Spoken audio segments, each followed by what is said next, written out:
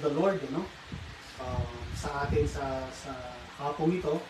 And I would like to welcome our brothers and sisters and invite our brothers and sisters online to join us, listen to the message of the Lord, listen to the Word of God, and let us ponder.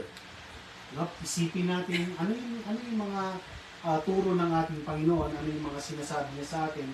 And let's ask the Lord to speak to us. Amen? So I want you all to bow down your heads right now. Tayo mananalangin sa ating Panginoon. Hallelujah. Lord Jesus, we love you. We glorify your mighty name, Lord Jesus. Lord God, you are our Father, and we are your children. We are your sons and daughters. And we come to you, O God, in the name of the Lord Jesus. Ipapasalamat kami, Panginoong Hesus, sa oras na to na binigay mo sa amin upang mapakinggan namin ang tinig mo sa pamamagitan ng iyong mga salita. Your words, they are true, Lord. And your words gives us life and peace. So, Lord, sa pagdinig namin ng iyong mensahe sa hapong ito, Lord, hinihiling po namin na bigyan mo rin kami ng biyaya, Panginoon, na makasunod kami, maintindihan namin ito at masundan namin at mabigyan ka namin ng kapurihan sa lahat ng ito. Muli, sa pangalan mo, Panginoong Hesus, ito ang aming dalangin. Amen and amen. Hallelujah. Amen. So, I want you to bring out your Bibles, be ready. Lagi natin sinasabi, when we come to this part of the service, that we always ask the Holy Spirit, we always ask the Lord, Lord, teach me what I need to learn. Speak to me, speak in my heart. Dapat ganon. Maganda na pag natapos ang service, meron tayong nakuha sa Panginoon. Meron siyang sinabi sa atin na narinig talaga natin. Dahil kapag may narinig tayo sa Panginoon, siguradong merong pagbabago na gagawin niya sa ating buhay. Amen? So I want you to open your Bibles in Romans chapter 8.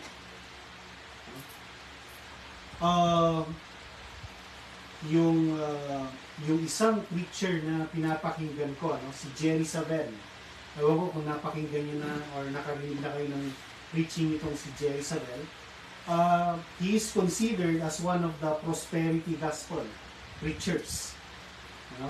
Prosperity gospel preacher siya dahil hindi naman dahil sa nanghihingi siya na nanghihingi, kundi dahil yumaman siya doon sa paglilingkod niya sa Panginoon. And last April 15 namatay na siya.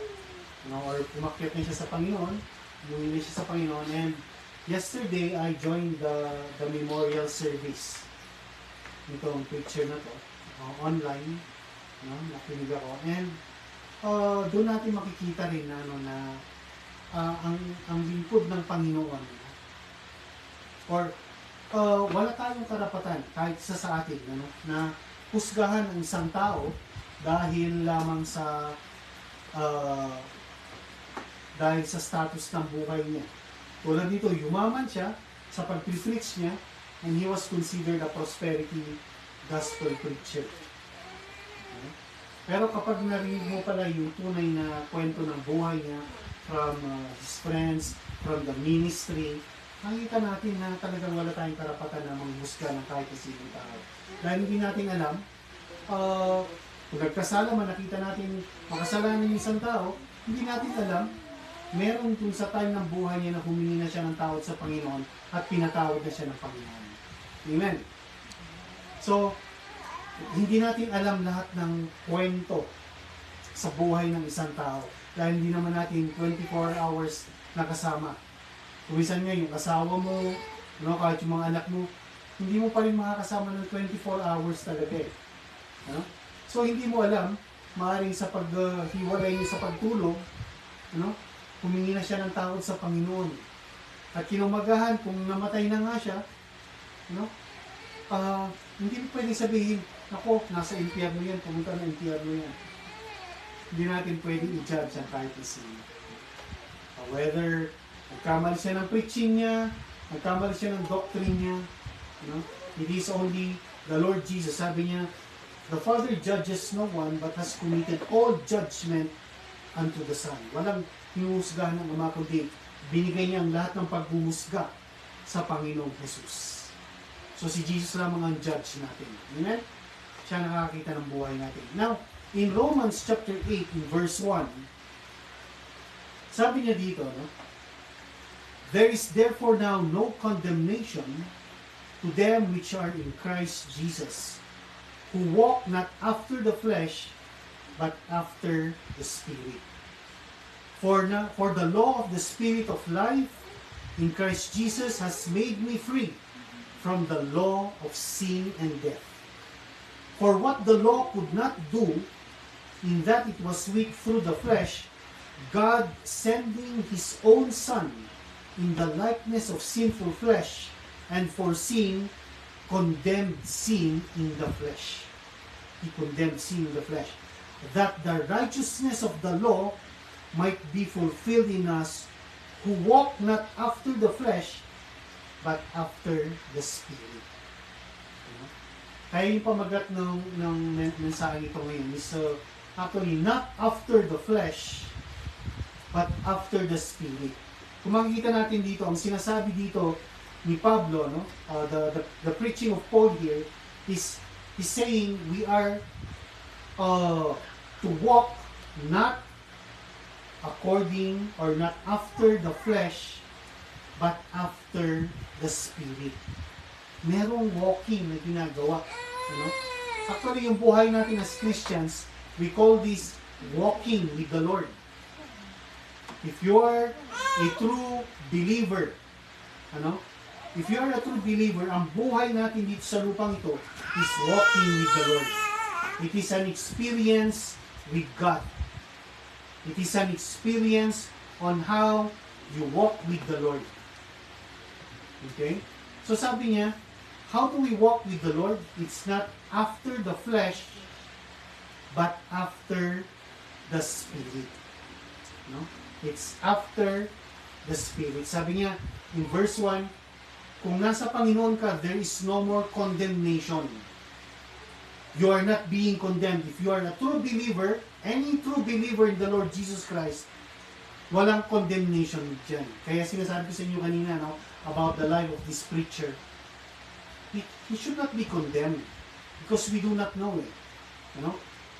Biruin mo, this preacher started, nagsimula siya sa ministry niya, batang-bata pa siya. Siguro nasa 20s or 30s siya. And he died at the age of 70 plus. Pero nung na-born again siya ng time na yun until his death, he was a preacher of the Lord. He was one of the pioneers ng Word of Faith movement. Nagtuturo sila about faith. E yan din nasabi ni Paul eh. The Word of Faith which we preach. Yan ang pinipreach nila. Pero namatay siya. He was tagged as a prosperity gospel. Pero kung genuine, yung pagiging born again niya, tinanggap niya ang Panginoon, hindi naman siya gagamitin ng ganun kahaba ng Panginoon sa ministry at mamatay siya in the ministry if his belief is not genuine in the Lord. Namatay siya as a believer. He believes in the Lord Jesus Christ. So there is no condemnation. There is no more condemnation to them who are in Christ Jesus. Okay? Naikwento ko na sa inyo ito noon, but there was a time nung nagsisimula ako sa Panginoon, in my first 2 years, mainit ako sa Panginoon, lahat ng services, wala akong absent, Bible study, kahit naiwanan ko ang pamilya ko, pumupunta ako kahit saan-saan, basta lamang makasunod ako sa mga gawain, ganun ako kainit sa Panginoon, and then I dreamed, I dreamt of the Lord. Nung naghimip ako, nakita ko ang Diyos. Ang Diyos Ama nakita ko. Sa panaginip ko, sabi niya sa akin, anak, wala ka naman pangalan sa Book of Life. Iiyak ako ng iyak. Iyak ako ng iyak. Bakit sasabihin ng Panginoon sa akin, wala akong pangalan sa Book of Life? nandun ako, sumusunod ako, nandun ako na talagang mainit ako sa Panginoon. Genuine talaga yung pagkakatanggap ko sa Kanya. Alam ko, totoong binigay ko ang buhay ko sa Kanya. Tapos sasabihin ng Panginoon, wala akong pangalan sa Book of Life. So tinatanong ko, Lord, bakit? Bakit every time I pray, I ask the Lord about this? Hanggang sa isang Bible reading ko, ang Bible reading ko noon, kapag nagbabasa ako ng Bible noon, talagang systematic Bible reading. Pag nagsimula ako ng Genesis, tuloy-tuloy yun hanggang Revelation. Tama-tama, bago ako nagbasa ng Bible ko, I asked the Lord, Lord, bakit ganun yung panaginip ko? Anong ibig mo sabihin doon? And He gave me a verse in the book of Isaiah, sabi niya, your life, sabi niya, I will give it as a prize to you. Yung buhay mo, yan ang binibigay ko, gantimpala sa iyo, sabi niya. Although he was talking, Isaiah was writing this about his servant, pero tumama sa akin yun. And then, after that, eto nakuha ko, naintindihan ko ang ibig sabihin to, that anyone who is in Christ is not condemned anymore. There is no more condemnation to them who are in Christ Jesus. Paano natin malalaman that we are in Christ Jesus? Sabi niya dyan, they walk not after the flesh, but after the Spirit. That is how we walk. That is how we know that we are in Jesus. Okay? That is how we know that we should not be condemned if we are walking in the Spirit, after the Spirit, not after the flesh. Anong ibig sabihin ng walking after the Spirit and not after the flesh? In verse 2, sinasabi niya, the law of the Spirit of life in Christ Jesus has made me free from the law of sin and death. The law of the Spirit has set us free. So merong batas na sinusunod yung Espiritu. If we are in the Lord Jesus Christ, sabi niya, if our lives is in Christ, the law of the Spirit has set us free from the law of sin and death. Sin and death also has a law. Meron din sinusunod na batas yan. Kapag nagkasala ka, sabi niya, he who sinneth, it shall die. Yung nagkasala, mamamatay. Yan ang batas. But the Spirit, if we are after the Spirit, yung law ng Spirit ang niiral sa atin, sabi niya, it set us free from the law of sin and death. In verse 3, sabi niya, for what the law cannot do, in that it was weak through the flesh, God sent His own Son in the likeness of sinful flesh. Isinugo ng Diyos ang kanyang bugtong na anak in the likeness of sinful flesh. Sa katawang tao, sa makasalanang katawang tao. Pero ang sabi sa Bible, kahit na gano'n, Jesus was tempted in every point of His life, pero hindi siya nagkasala. Hindi siya nagkasala. And actually, sabi dyan, doon sa kanyang flesh, He condemned sin. Dahil hindi siya nagkasala, pinakita niya na pwede pala tayo mabuhay nang hindi nagkakasala. Do you believe that? Can we live without sinning?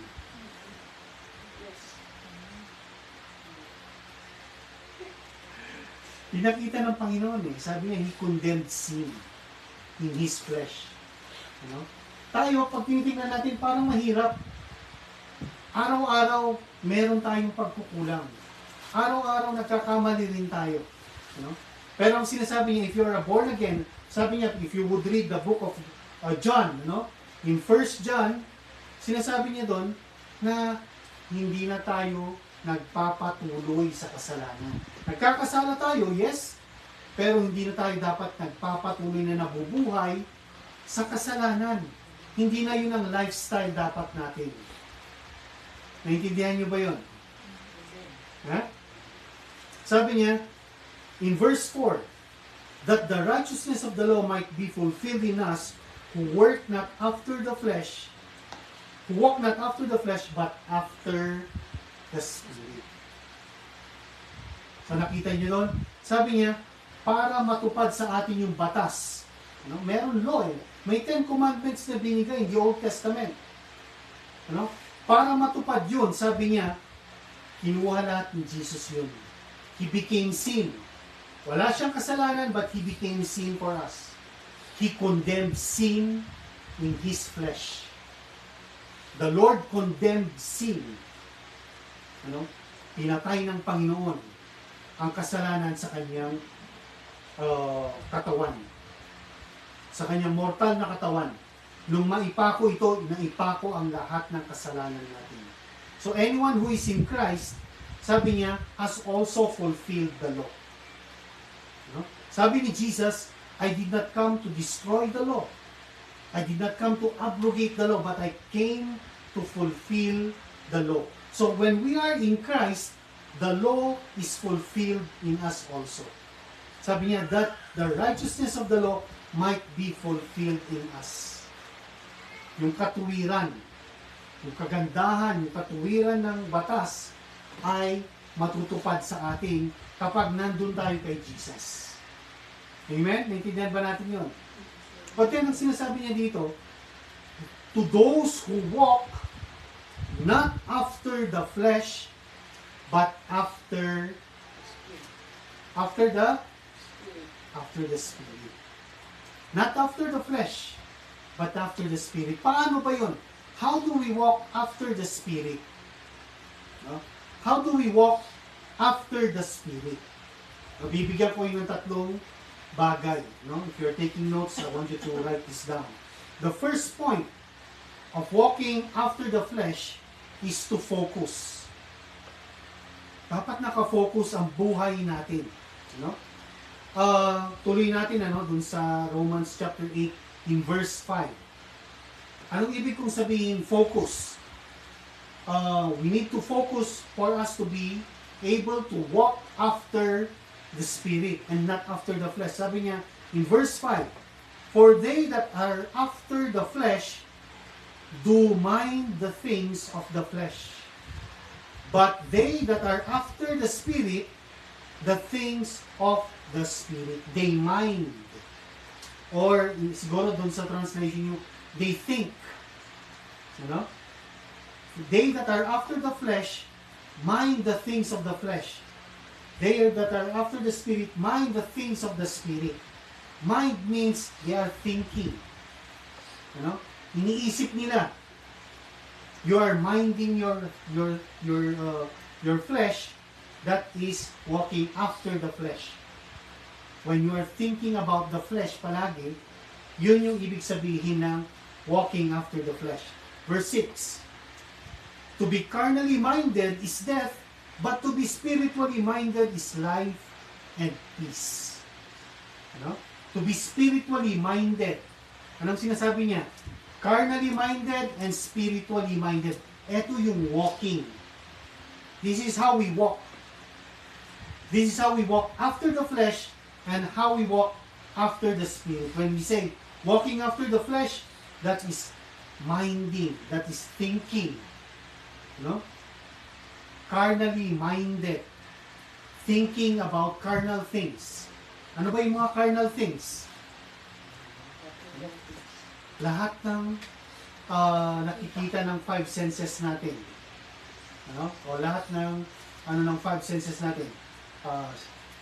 Taste, smell, sight, hear, touch. Ano? Lahat ng yun, nasa carnal, yun, kung yun lamang iniisip natin, tapos nagwo-worry pa tayo, doon tayo nagwo-walk after the flesh. Pero pag sinabi niya, walking after the Spirit, means you are spiritually minded. Walking after the Spirit. How can we be spiritually minded? Paano ba maging spiritually minded? How do we walk in the Spirit or to be spiritually minded? Sabi ni Jesus in John chapter 6, in verse 63, sabi niya, The flesh profits nothing. It is the Spirit that gives life. And the words that I speak unto you, they are spirit and they are life. The words, sabi ni Jesus, that I speak unto you, they are spirit and they are life. So to be spiritually minded is to live according to the Word of God. Naintindihan ba rin yun? Because the Word of God is spirit. No? And they are life. So to be spiritually minded is to be Word-minded. We are thinking about the Word of God. We are thinking about the spiritual things of God. The Word of God is spiritual things. You know? Hindi lahat ng tao naiintindihan ng Bible. Hindi lahat ng tao nagkakaroon ng pangunawa sa sinasabi ng preacher, sa sinasabi ng Word of God. Hindi lahat ng tao naiintindihan yun. Pero sino ang binibigyan niya ng wisdom sa kanyang salita? Those who are spiritually minded. If we focus on the Word of God, that is being spiritually minded. But if we focus on questions, on the things of this world, marami tayong tanong, Lord, bakit? Bakit? No? When we focus our mind on those things, it will give us anxiety, will give us depression, nandun yung lungkot. Malulungkot ka, kapag doon tayo nakafocus. So, ang sinasabi ko sa inyo, ang focus dapat natin doon sa salita ng Panginoon. Kung ang iisip natin gaano kakonti na lamang ang buhay natin, kakonti na lamang ang pera natin, gaano kakonti na lamang ang oras natin, then that is carnal thinking, carnal-minded, walking in the flesh. But when we are thinking about what God had said, what God has promised, if we are thinking about those things, then sabi niya, He will give us life and peace. The words that I speak unto you, they are spirit and they are life. They are spirit and they are life. Amen? Naintindihan ba natin yun? Sana naintindihan niyo yun. Ito yung sinasabi ko. We need to focus on the right things. If you are focusing your life on the wrong things, then ang kahinatnan nito, mali rin. Okay? When you are driving, kapag nagdadrive ka ng isang kotse, or ng isang sasakyan, kung saan nakafocus yung mata mo, doon pupunta yung sasakyan. Okay? Hindi pwedeng nakatingin ka sa kaliwa, pero diretso ang gusto mong puntahan. Pag tumingin ka sa kaliwa, pupunta sa kaliwa yung sasakyan. Iikot mo yung sasakyan mo sa kaliwa. Naintindihan niyo yun? So focus. We need to focus our lives. Lalong-lalo na malapit ng dumating ang Panginoon. Kaya kung sinasabi sa inyo, ito yung again, going back to the preaching of Jerry Savelle, yung last na preaching niya bago siya namatay. He preached on this day and then the following day, he went home to be with the Lord. Ang isa sa mga preaching niya, sabi niya sa preaching niya, kung mamamatay ako, sabi niya, bago mag-rapture. Pero I am confident that I will be around the rapture because the rapture is near. Malapit na yung rapture, sabi niya. Kung bago siya mamatay, sinasabi niya, malapit na yung rapture. Alam ko, nandun ako pag nag-rapture. Pero kung sakaling mamamatay ako bago mag-rapture, sabi niya, gusto kong malaman ninyo that I fought a good fight. Sabi niya. Tulad ng sinabi ni Paul, I have fought a good fight, I have finished the race, and I have kept the faith. Pero sabi niya, si Jerusalem, sabi niya, I fought a good fight, and quitting is not an option for me. Hindi siya nag-quit. Gusto ko yun ang maririnig nyo patungkol sa akin, na hindi ako nag-quit sa aking pananampalataya. So how will you condemn that preacher? Kahit pa sabihin nilang prosperity gospel preacher siya. Amen? So malapit na dumating. Dapat tama yung focus natin. Saan ba tayo talaga nakafocus? Kung ang focus natin dito sa mundong ito, sabi ng Panginoon, this world will pass away. And so everyone who are focused on this world, who are living or staying their heart in this world. Kung ang puso mo, akala mo dito ka na lamang, eto na ang buhay mo, sa mundong ito, the world will pass away. And so everyone who are in this world. Buti na lang, sabi ng Panginoon, aalisin niya tayo dito bago maghunaw ang mundo. Naniniwala ba kayo doon? Amen. So that is the first one. We need to focus. Sabi niya, gusto ko lang ituloy yung Romans chapter 8 in verse Romans chapter 8 verse 8. So then they that are in the flesh cannot please God. If you are walking after the flesh, you cannot please God. Bakit? Because the carnal mind is enmity against God. Verse 7. For it is not subject to the law of God, neither indeed can be. Hindi pwedeng magpa-subject yung law ng carnality sa law ng Diyos. Hindi magpapasakop. It will not be subjected to the law of God. Naintindihan ba natin yun? Sabi niya, but verse 9, but you are not in the flesh. Are we not in the flesh? Are we not in the flesh? But you are not in the flesh, but in the Spirit. If so be that the Spirit of God dwells in you. Now if any man do not have the Spirit of Christ, he is none of his. And if Christ be in you, the body is dead because of sin, but the Spirit is life because of righteousness. So kapag nandun pala tayo, sabi niya, kay Kristo, the body is dead because of sin. Patay tayo sa kasalanan. If we are in the Spirit, sabi niya, we have life.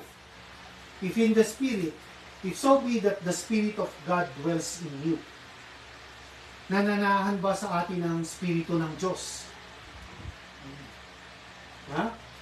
Is the Spirit of God dwelling in us? Yes. Are you sure? Ha? Ayaw ko mag-amen eh. Hindi ko alam kung it's either hindi nyo naintindihan yun or talagang hindi nyo alam na the Spirit dwells in us. Our body is the temple of the Holy Spirit. The Holy Spirit dwells in us if we are in Christ. If we are in Christ. If you are not in Christ, the Spirit of God does not dwell in you. Okay? But once you believe in the Lord Jesus Christ, sabi niya, the Spirit of God dwells in us. And if the Spirit of God does not dwell in us, sabi niya, you are none of His. Wala ka sa Panginoon. You are none of His. Hindi kanya pag-aari.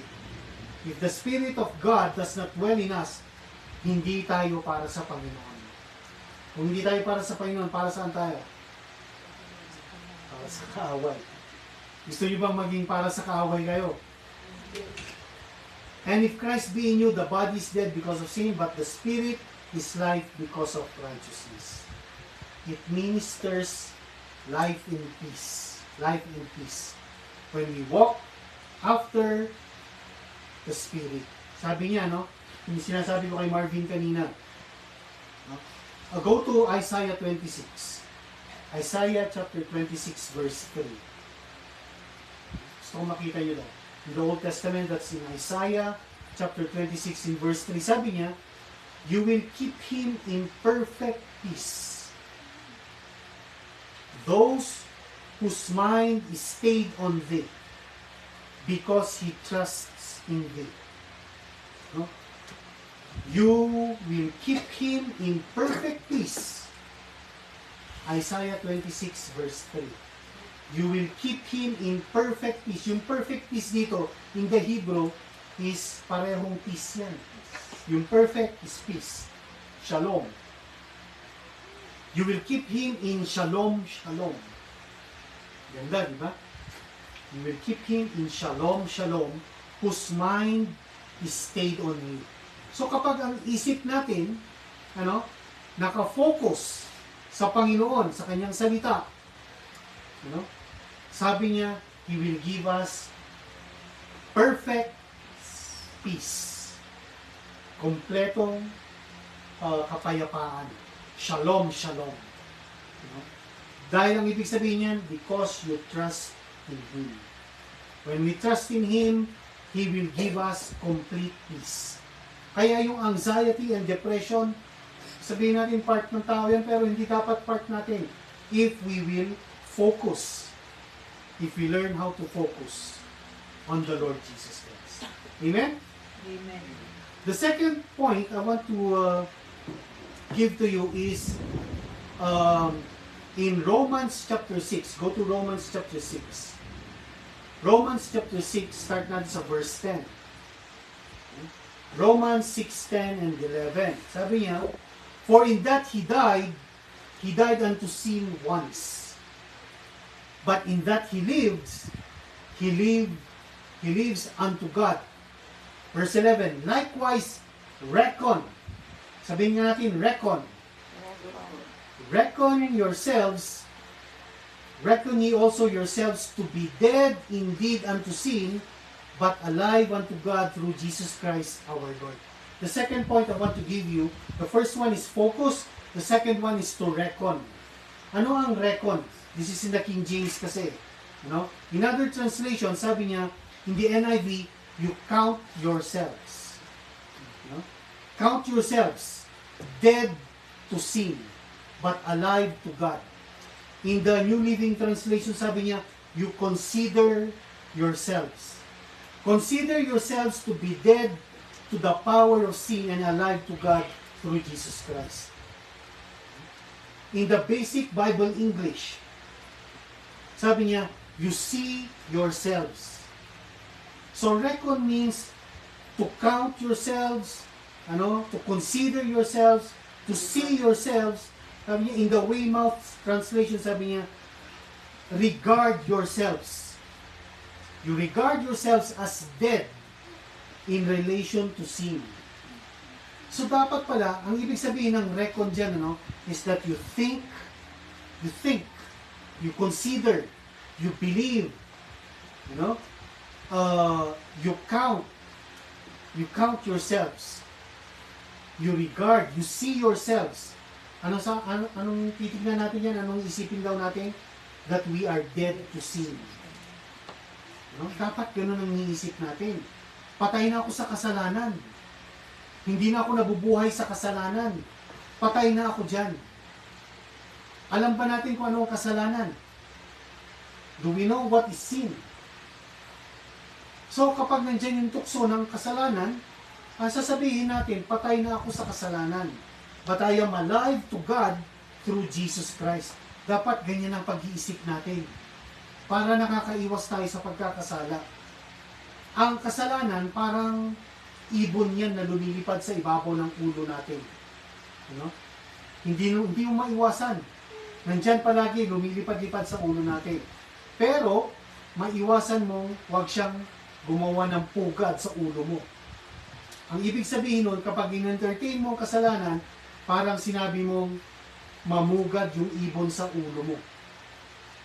Ganun yun. When we entertain sin, that is, we are thinking that we are sinners. We are considering ourselves as sinners. Sabi niya, hindi. Dapat ang iniisip natin, Anong dapat na iniisip natin? We need to be thinking that we are Dead. the righteousness of God in Christ Jesus. We are dead to sin. No? We are dead to sin. We are made righteous. Dahil yan ang sabi niya sa Bible. Anyone who is in Christ, he is a new creation. No? Jesus was made sin for us that we might be made the righteousness of God in Christ Jesus. No? Para maging matuwid daw tayo, binigay ng Panginoong Hesus yung katuwiran niya sa atin at yung kasalanan natin kinuha niya. That is how we became righteous. Not of our works. Pero kung ang iniisip natin, I am just a man, tao lamang ako, marupok. Anong marupok? Weak, no? Mahina. No? Kung sabihin natin, hindi, tao lamang ako eh. Nagkakasala, nagkakamali. Pag gano'n ang sinasabi natin at iniisip natin, then, doon tayo mabubuhay. Remember, the first one is, we need to focus. When we are focusing, we need to think. No? Focus is thinking. Be spiritually minded. Spiritually minded is, we are made the righteousness of God in Christ Jesus. Hindi na buhay sa kasalanan, kundi patay na sa kasalanan. Dapat ganun ang iniisip natin. No? Sabi ko kanina, madali bang, o pwede bang, or kakayanin ba natin, hindi tayo magkasala? No? Kakayanin natin, pero mahirap. Because we are in the flesh. No? Pero kapag sinasabi natin, hindi, patay na ako sa kasalanan. I am dead to sin. I consider myself dead to sin. I see myself dead to sin, but alive unto God through Jesus Christ. We need to be thinking that way. Amen. Amen ba? Amen. Amen ba, Mars? Ha? Dapat ganun ang iniisip natin. Tayo, lagi kong sinasabi sa inyo, the Lord is mindful of us. Inisip tayo ng Panginoon, yung family natin, yung mga pamilya ninyo, iniisip kayo ng Diyos. Iniisip tayo ng Diyos. So dapat, ang isip din natin, buhay tayo sa Diyos, patay tayo sa kasalanan. Para hindi na tayo gumawa ng kasalanan. Amen, kay Leah? Ha? That is how we should be thinking. Okay? Focus. Consider. You see yourselves. You think. You reckon yourselves dead to sin, but alive to God in Christ Jesus. The third one. The first one is focus. The second one is you reckon. You think. You consider yourselves. Consider yourselves dead to sin. The third one is to commit. We are to commit. Ano yung i-commit natin? We have to commit ourselves to using the remaining time of our lives, energy and strength. Kasi malapit na eh. It will soon be over. We have to commit ourselves. Kanino? Jesus. To Jesus, to the Lord. We need to commit our life to God. Ito na yung panahon. I-commit na natin ang buhay natin ng todo-todo sa Panginoon. This is the time that we commit our life to Him. Not commit your life to anything else. Hindi ko sinasabing pabayaan nyo ang trabaho niyo, pabayaan nyo pag-aaral niyo, pero ang commitment dapat natin, our strength, our energy, our talents, should be committed all to the Lord Jesus. Dapat doon tayo nakakommit. Dahil kung saan ka nakakommit, yun ang magiging amo mo. To whom you yield yourselves servants to obey. Sabi niya in Romans chapter 18. I think that's in verse 16. To whom you yield yourselves servants to obey, you are that servant whom you yield yourselves. To whom you yield yourselves. Yield. You know what yield means? Kung saan ka nakasandal. kung saan ka sumusuko. Yan ang ibig sabihin. Kapag sumusuko ka sa kasalanan, yun ang master mo. Servant ka ng kasalanan. Pero kapag sumusuko ka doon sa katuwiran, sa righteousness, yun ang master mo. Servant ka ng righteousness. So, we are to commit our life to the Lord Jesus while we have the time. Everything will soon be over. Malapit nang mangyari ang lahat. Yung sinasabi ko, yung matagal ko nang itinuturo sa inyo. 3 years, more than 3 years na, magpo 4 years na akong nagtuturo about the time of the rapture. Pero ngayon, mas malapit na yun. Malapit na mangyari yun. Si Kaylia, kahit baby pa yan, pag nag-rapture, makikita nyo pa rin siya na hindi na siya baby, malaki na siya.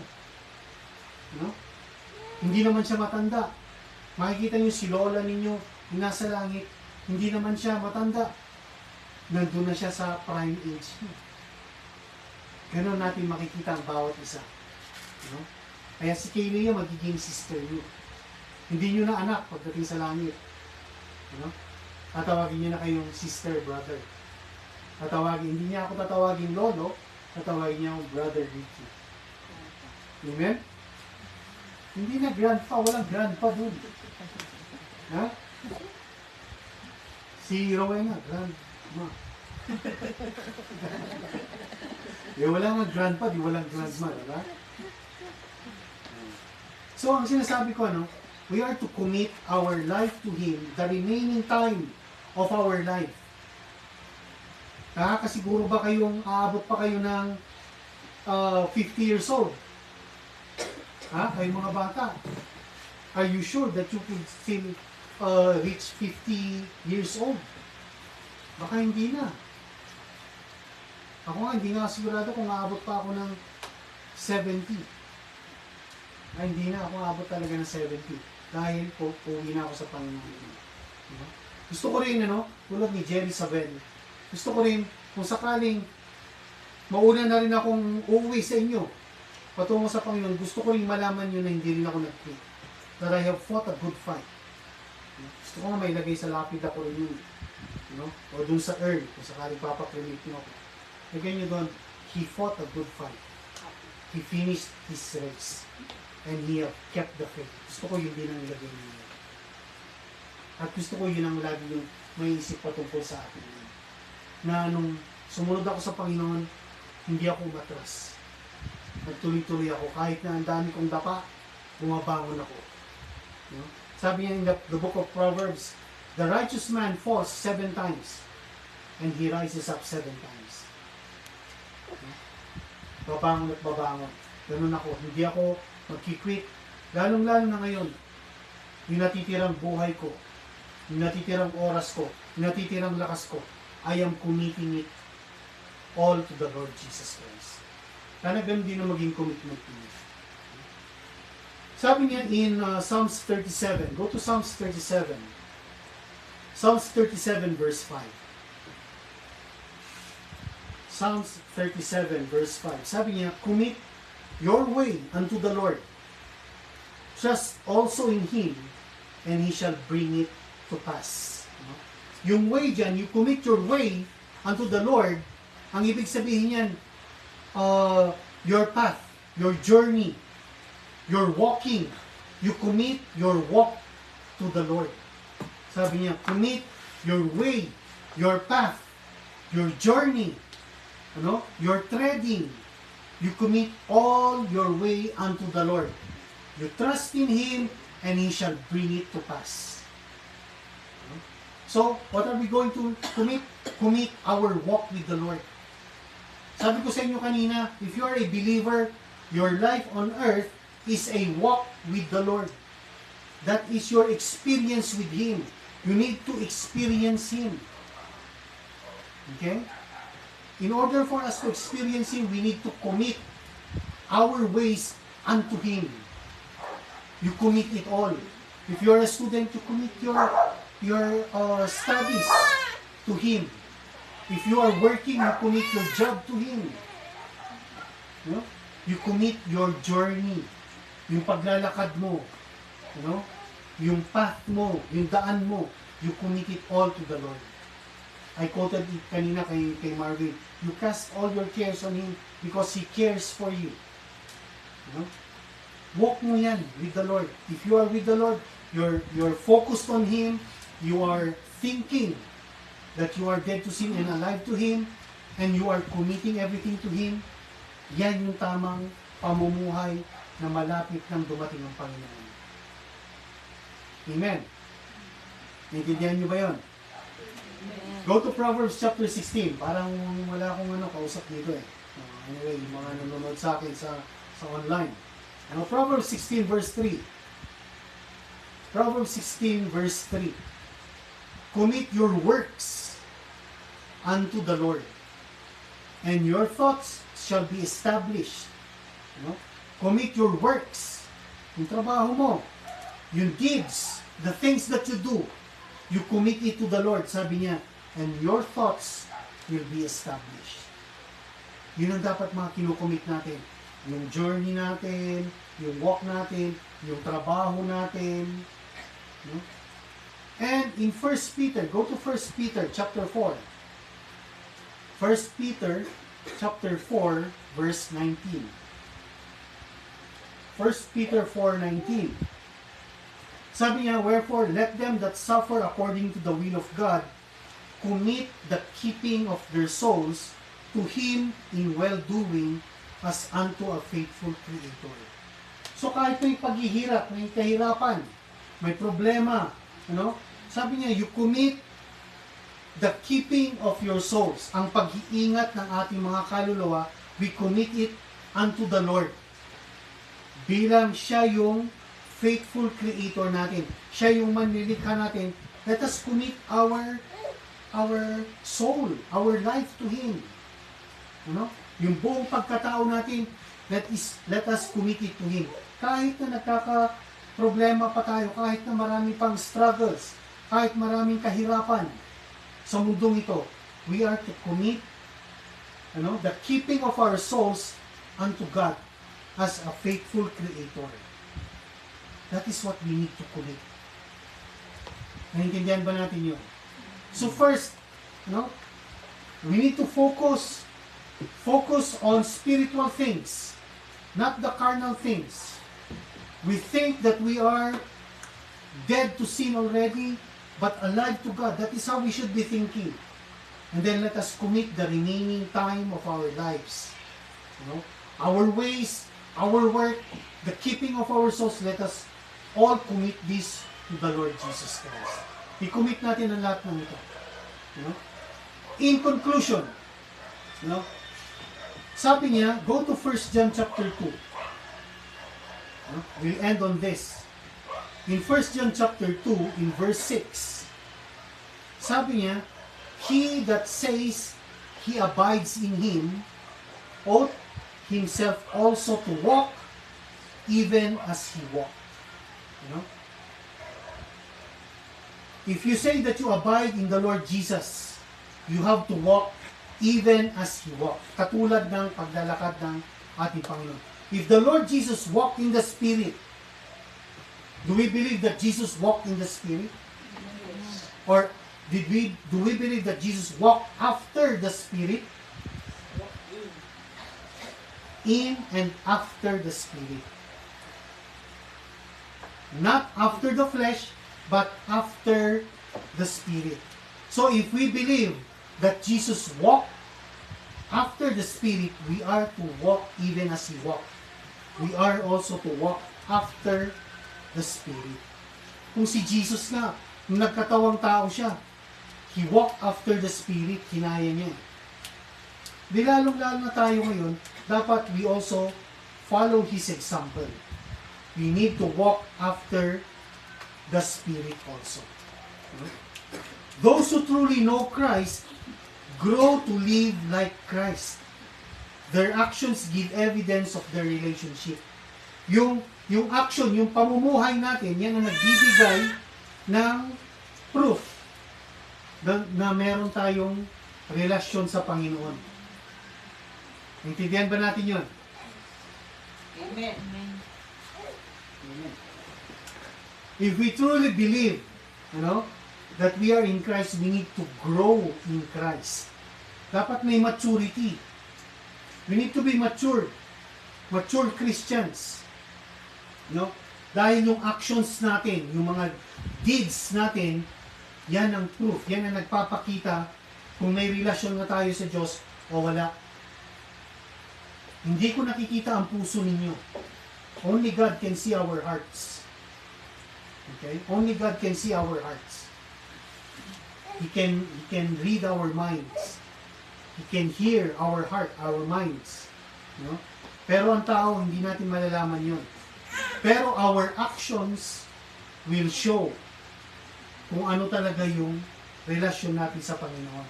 Do we really have a relationship with Him? Sabi ko kanina, mahirap mag-judge. Hindi dapat tayo nag-judge. Hindi born again yun kasi ganyan ang ginagawa niya. That is wrong. But we can see the proof of our relationship with God with our actions. On the way we live. Paano ka ba mabuhay? Every Sunday nag-church ka. Pero Monday to Saturday, nasaan ka? Anong ginagawa mo? Are you focusing? Are you thinking that you are dead to sin? Are you committing your life unto God? Yun ang magpapakita kung talagang na-born again tayo. Anyone claiming to abide in Christ should walk or live as Jesus lived. Okay? Kapag binasa niyo yung Book of John, in the first epistle of John, lagi niyang sinasabi doon, a believer, lagi niyang sinasabi doon na ang proof ng fellowship natin with the Lord is abiding in Him, obeying His commandments. Okay? True Christians grow to act more and more like Christ. Dapat, habang nagmamature tayo, ang nakikita sa atin, paano ba ang buhay ni Kristo? Okay? As we mature, we are to be more like Christ. To be more like Christ. Okay? Sabi ko sa inyo kanina, pwedeng magkasala tayo, magkamali tayo. But that is not our lifestyle. When we repent, when we renounce sin, when we think that we are dead to sin, yun ang mangyayari sa atin. When we say that we are alive to God, then we begin walking with God. Okay? Anyone who claims to be in Christ but fails to live like Him certainly does not have a fellowship relationship with Him. Kapag sinasabi natin, when we claim that we are Christians, sabi niya, let him that nameth the name of Christ depart from iniquity. Yung nagsasabing Kristiyano sila, dapat lumayo sila sa kalikuan.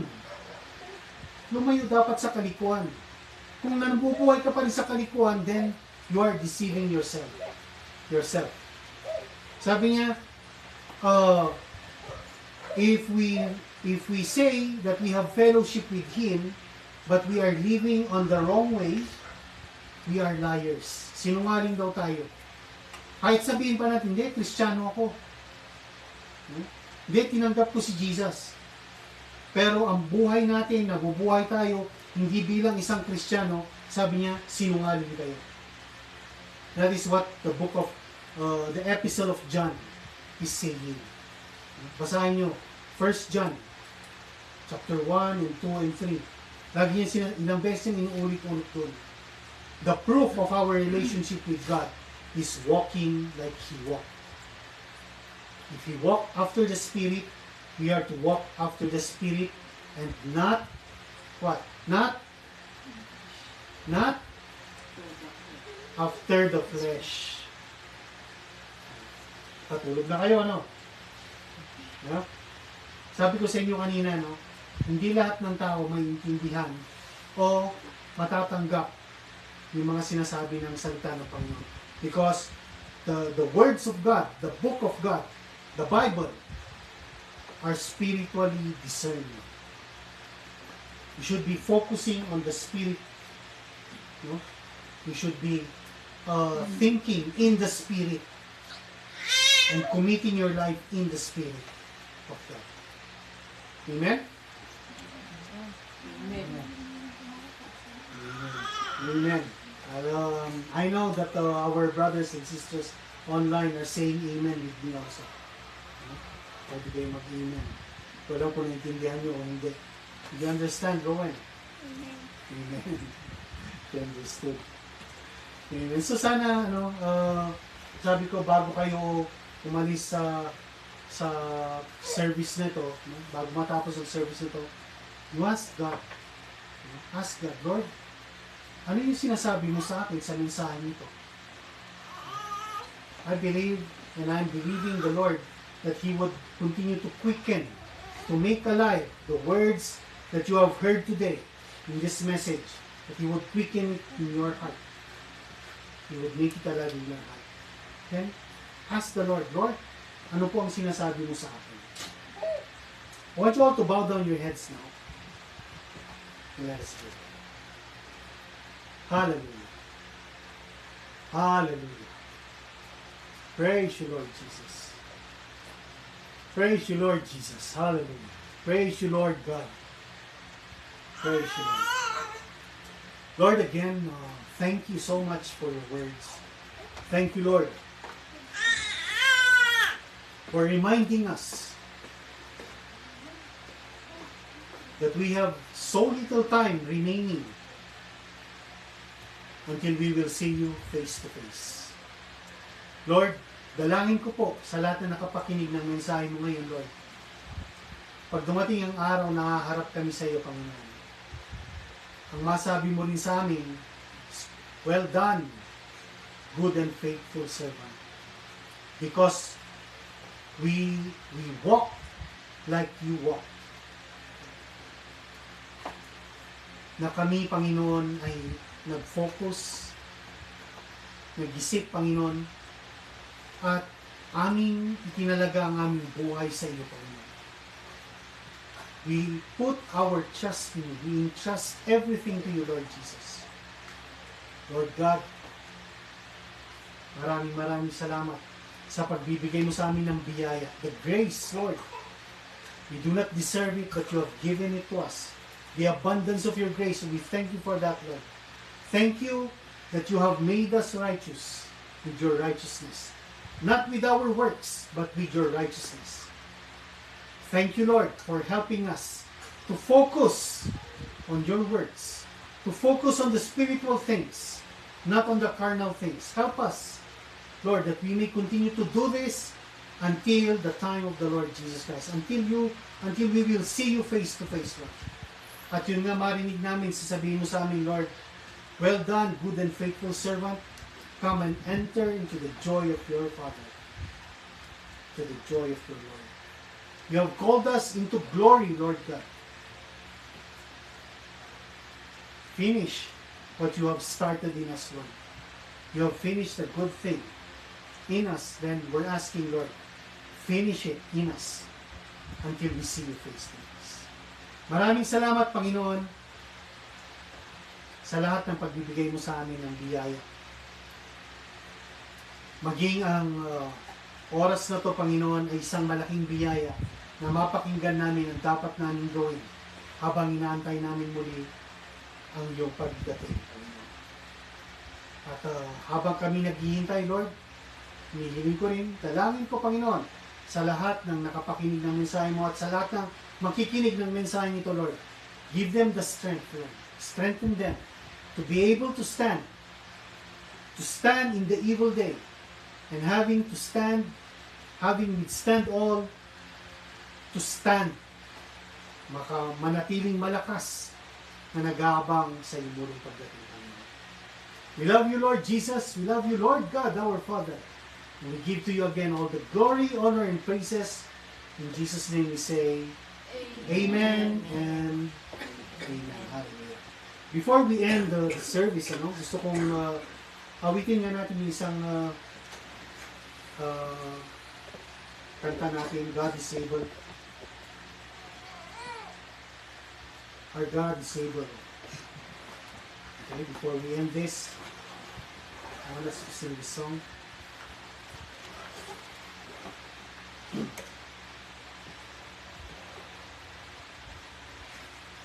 Ayan.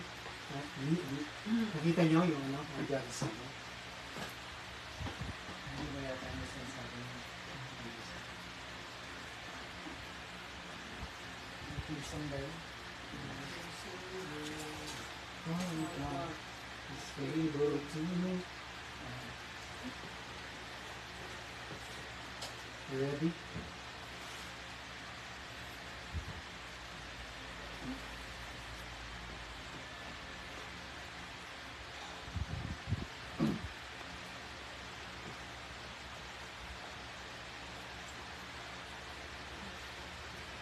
Let's sing this song together.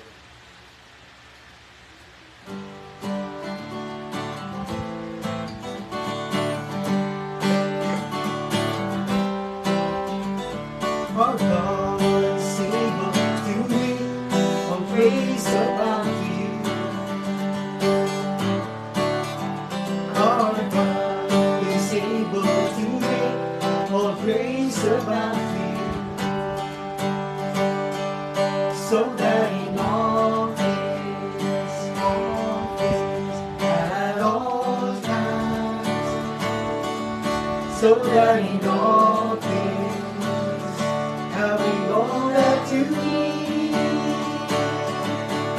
you will abound in every good thing.